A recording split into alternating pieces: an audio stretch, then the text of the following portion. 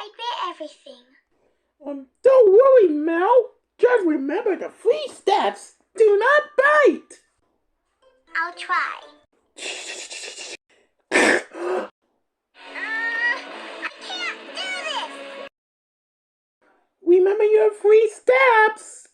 Alright, first count to 3. I'll count my new friends.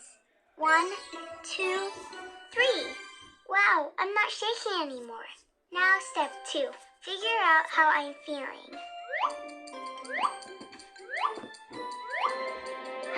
I got it! I know what I'm feeling. I'm frustrated and angry.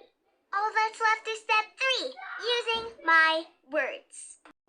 I feel very frustrated because I can't make a balloon sing again! Wow! That's awesome! Phew, I feel way better, all because I used my words. Oh, yes! Wonderful! Oh, I'm so proud.